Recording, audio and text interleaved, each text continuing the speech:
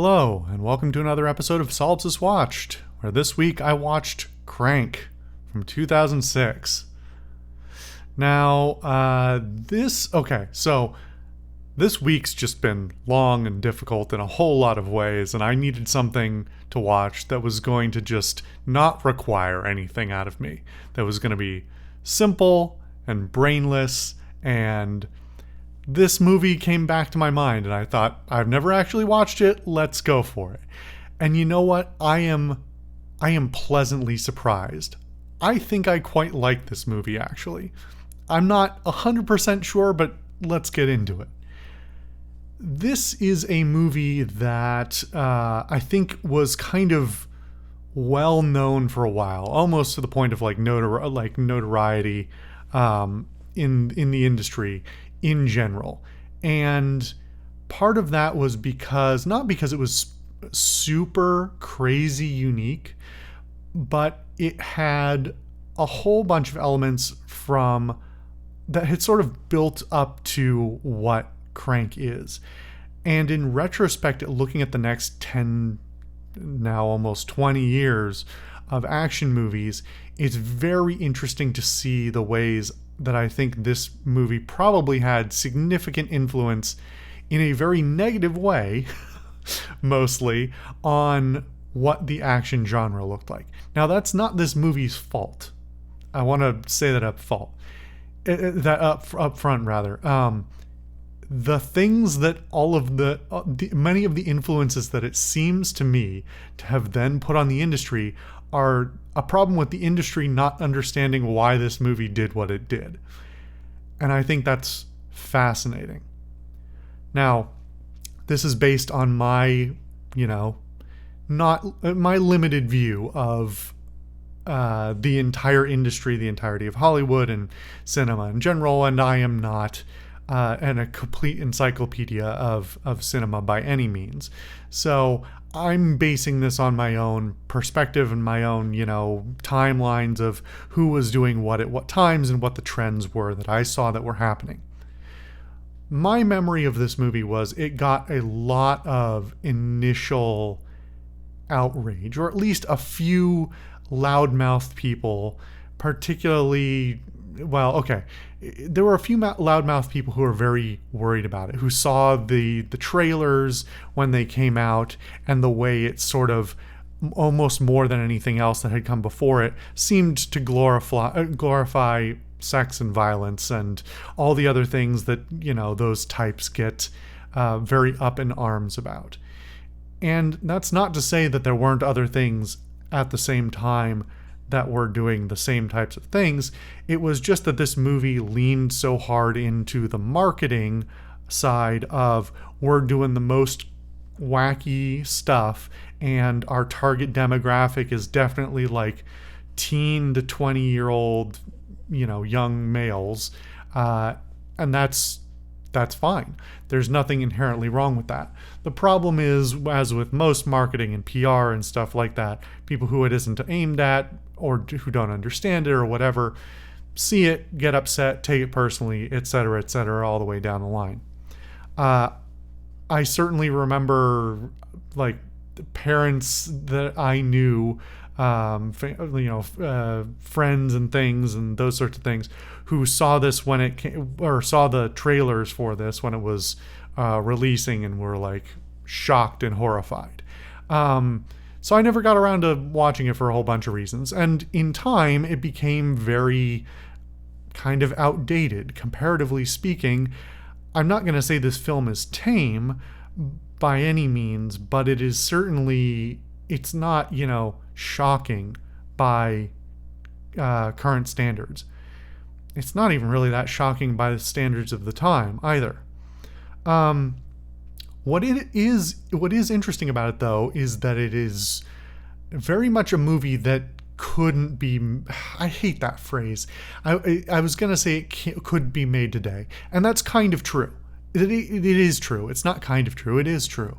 But I hate that phrase because it's usually something that people with questionable intentions and hand-wavy, excuses say about old stuff. But I really do mean that in the sense of this comes from a very particular cultural time and place.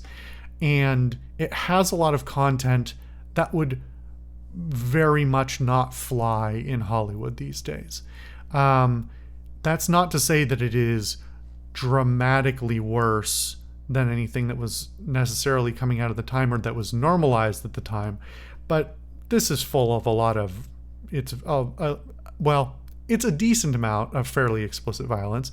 It's also got a very a cast and a script that is very willing to say some uncouth and non-politically correct things.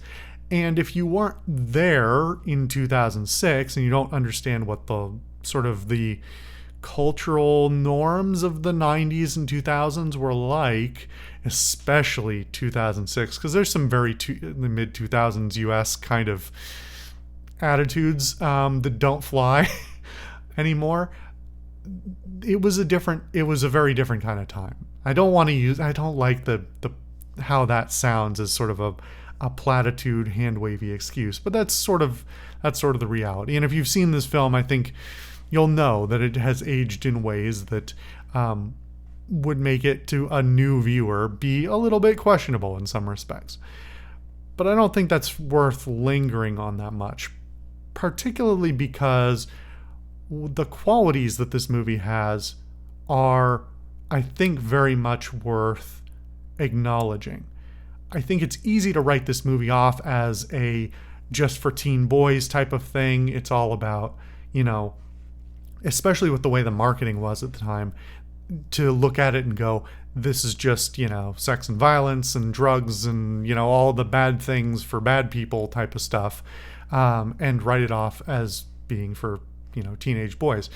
But it is a surprisingly well-metered movie with that knows what it's doing. It's very deliberate and intentional, and that's the thing I really want to point out. I've talked many times before about how many pieces of media in general fail to recognize their own scope or fail to identify what their whole intention is behind the movie. It's very easy to write a story that sort of meanders, that doesn't go to a particular place, that has tangents that are maybe fine on their own, or maybe they're boring, or maybe they don't serve the rest of the story in a meaningful way. And especially for a movie that was often written off as just glorified teenage boy stuff, I think recognizing what it means in the context, in a cinematic context, is meaningful. This is a movie that's made on, as far as I know, a very small budget.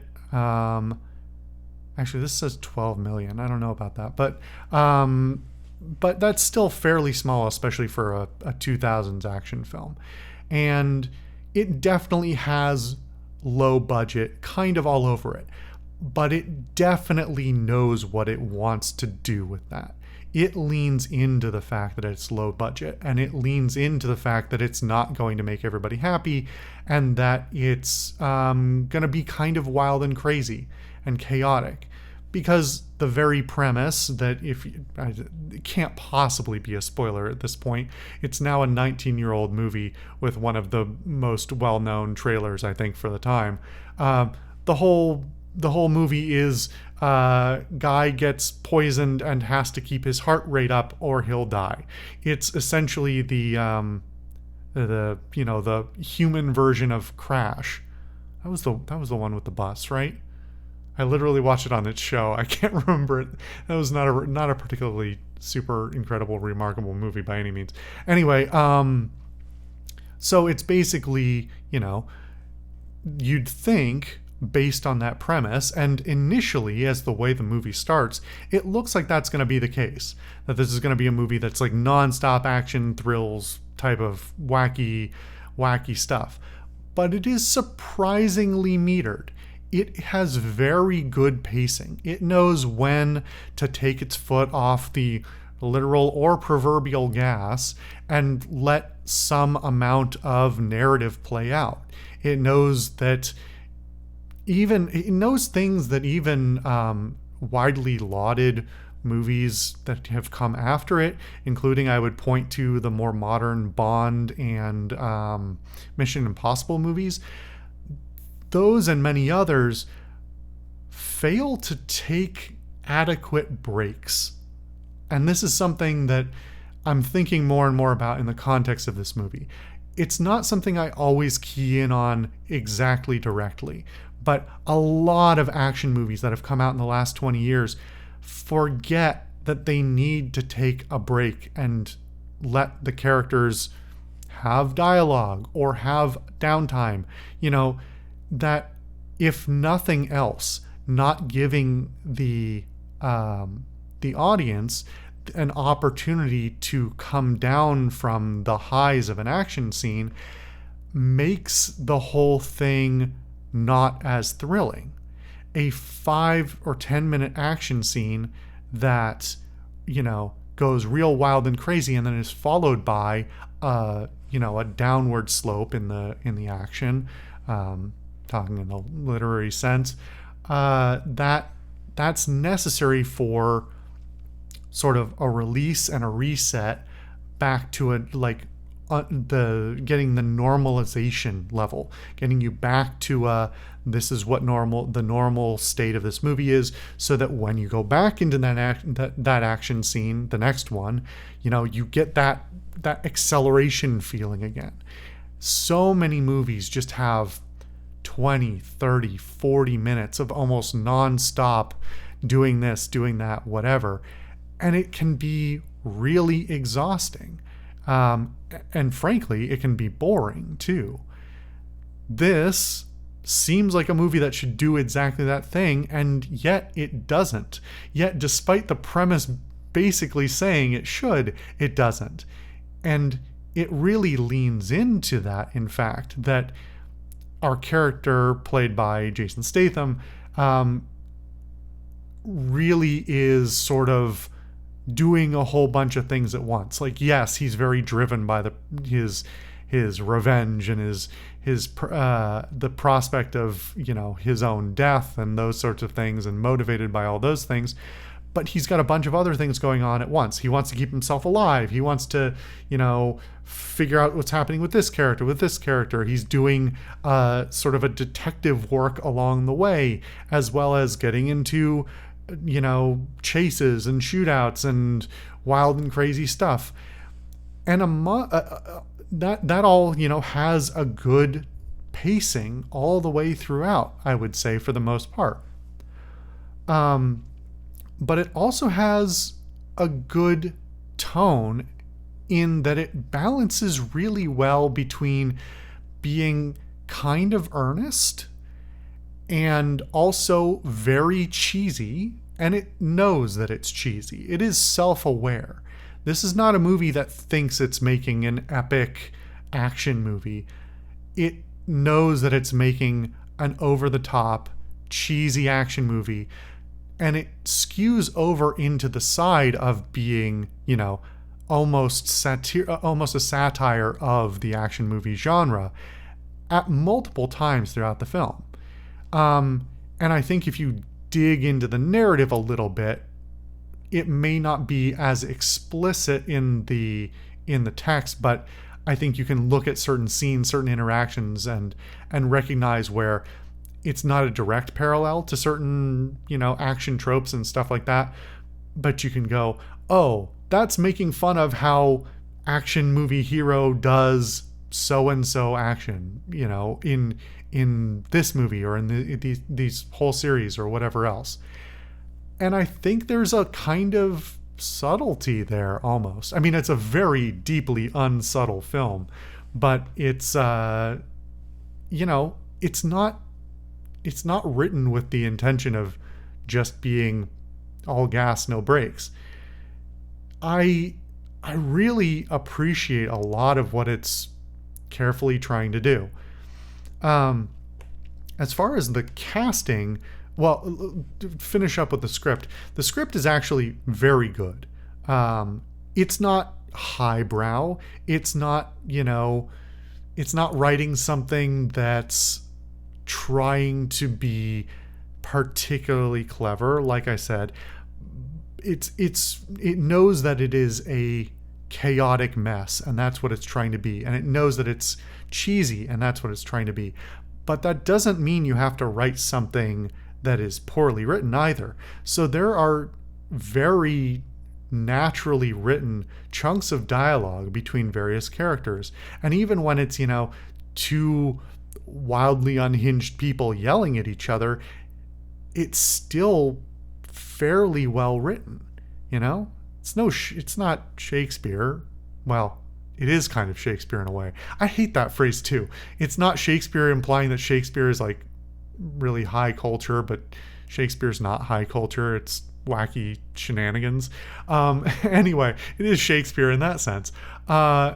So it's very aware of what level it needs to be at, and it sets a tone, and it keeps it. It keeps it really well. It keeps the pacing ever so well, and then the casting goes really well into that. At the time, I think Jason Statham's definitely a known name at this time, but less so in Hollywood. I want to say he was pretty well. I want to say he was well known in Britain and had a few roles in the U.S. at this point, but don't quote me on that. I think this is probably the movie that catapulted him into sort of stardom in Hollywood, as he is very much the lead of the movie. In the very traditional action hero type of sense, while also being, an unusual sort of anti-hero type of character. As far as the rest of the casting, there's some great casting in here. A lot of it is people who have either had relatively short stints of being stars, or who may be more commonly seen as background characters. Almost every character in this movie, I swear I've seen in something else before, or multiple other things. Possibly the most recognizable people other than Statham are Amy Smart, who I haven't seen in anything in a long time, and then Dwight Yoakam, who I've seen in a few things, but like he was an older guy when this movie came out. Now he's much older, so I don't know. I haven't seen him in a while. They're probably bigger names, but everybody else on this cast I know I've seen in one thing or another, whether it's TV shows, movies. They're often side characters.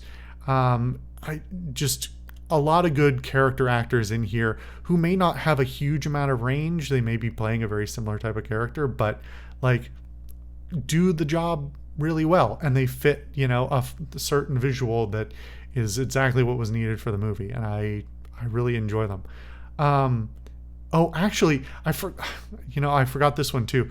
There's one of the characters is played by Efren Ramirez, who actually before this was Pedro in Napoleon Dynamite. I don't actually know what else he's done since then, but I feel like I've seen him around too. Anyway, digression there, but my point being that a lot of good, solid acting in this film, and it doesn't have to be, incredible performances, but they all serve exactly the way they need to in the context of the movie. As far as the production, I should talk about the production because I guess I haven't talked about that. Like I said, this is fairly low budget. There's a lot of elements of this that look low budget, but it also is leaning deliberately into that low budgetness. There's a lot of hand cam footage. As I understand it, actually, they shot most of it in fairly few or even single takes, but they had both writers. It's written and directed by a pair who I don't know. I think they've, other than the Crank series, they've known for a few other things, but Mark Neveldine and Brian Taylor.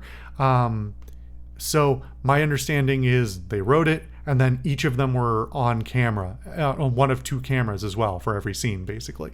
And so that I think they had one person on like a static camera and one person on a hand cam. I also was fascinated to find out this was shot on tapes. It was shot on digital tape, which for 2006 was not unheard of, but often didn't turn out particularly well. We've talked in the past about some different types of media, different types of cameras and film and those sorts of things. But even now, even in the current year, we are still talking about the differences between using digital versus film for shooting, and almost everything that I'm aware of using digital tape certainly in this era was not, pumping out particularly good footage. And in some parts that is true here. There are certain elements of this that border on sort of a found footage aesthetic. They are very like wide angle, fisheye, almost bordering on fisheye lens stuff, very close shots on hand cams and those sorts of things. But I think it works to great effect to add to that sense of the sense of chaos, the sense of, tunnel vision and focus, but also anxiety that the main character is feeling, all these other things. And this is no different than in modern movies with much higher budgets these days that do insert shots with like GoPro footage or stuff like that. This is very much doing the same thing, but GoPro was not even a twinkle in anyone's eye yet. The idea of writing to solid state storage was not yet a thing. And so writing to digital tape on fairly small portable hand cams was, they did some really nice work with this film, I have to say. It is noticeable when they switch between the different cameras, but the editing as well puts it all together in a really good way. That's not to say that there aren't continuity errors and little things here and there, but that's really not what you're focused on. And a lot of the stylistic choices, whether it's in the shot selection, the framing, the kind of crazy camera movement that they really get into, all of that really serves the same type of tone stuff that I was talking about, and the sort of emotional sense that's going on in each shot. And then in the post-production, there's a ton of color grading that goes on scene to scene, and it's really fun. It's not always the prettiest thing, but rather than having a movie that is aggressively color graded gray and brown like so many others that I've talked about, or something else of that ilk, there are fun shots where you go from what basically transition between scenes, and you have this aggressive change in the color grading where you go from really heavy orange brown type of thing to a different shot that is bathed in this blue white but sort of muddy light. It's used to really good effect. Like I said, not always the prettiest thing, but it gets an emotional point across. And sometimes just putting your art idea, your art concept, your visual concept before, the absolute perfect composition of a shot, you can shoot perfect footage and then color grade it wrong and ruin it completely. And so having imperfect footage and grading it in a fun way does so much to keep it engaging and interesting. That said, this is the part where I sort of think this movie was probably really influential in a negative way. This movie uses a lot of very aggressive camera movement and aggressive cuts and aggressive zooms. And it's really all in service of this, telling of the emotional state and the physical state and the absurdity of everything that's going on and the unreality of the characters as they experience various things, whether it's, injury or violence or whatever else. And so that unreality is really important towards you sort of getting in the head of a character who you don't understand that well, and who isn't narrating his way through the film, thankfully. But it is interesting because, excuse me, I feel like this was a time when we would suddenly start to see an acceleration towards a lot of action stuff, doing a lot of cutting and a lot of aggressive camera movement and these sweeping movements and things, not because it served the narrative, but because they were trying to hide stuff or hide the fact that they had actors who were not capable of the things they wanted to show. So it's interesting to compare this movie that has wild and crazy camera movement, but a main character who Statham himself, as far as I understand it, did all of the stunts himself, including one near the end. I'll just say it. It's whatever. There's a fight in a helicopter, and he really did a fight in a helicopter, apparently, which, crazy. Meanwhile, we have a lot of highly sanitized action or action adjacent movies that would come out in the years after that are hiding the fact that their actors don't know how to fight or don't know how to do stunts or are being replaced with stunt people. And that's nothing against stunt people. It's the fact that, then the directors don't know how to shoot around that, and they shoot something that is just, it's trying to make something.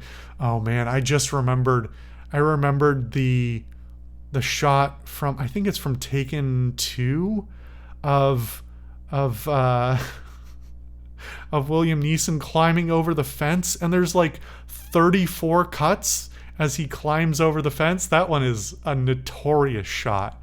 Holy cow, that one is bad. But that's like sort of the flip side of this thing.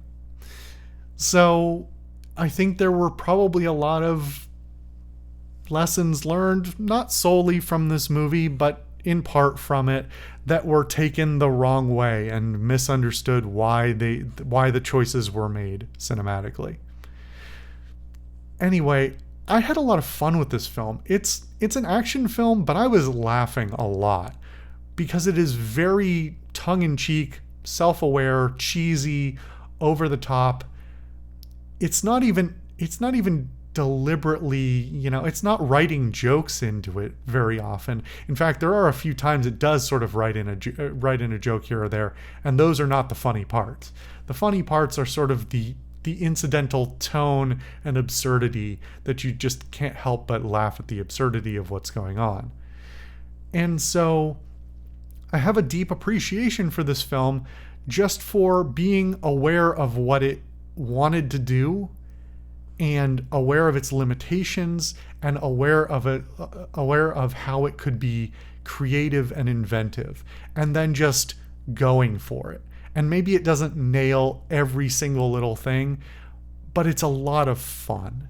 It's goofy, silly fun, and it's aged out if you're not ready for a 2006 action film kind of experience, but I think it's still pretty great. Anyway, thank you guys for watching another episode of Solipsist Watched. I've been your host, the Social Solipsist, and I'll see you guys next time.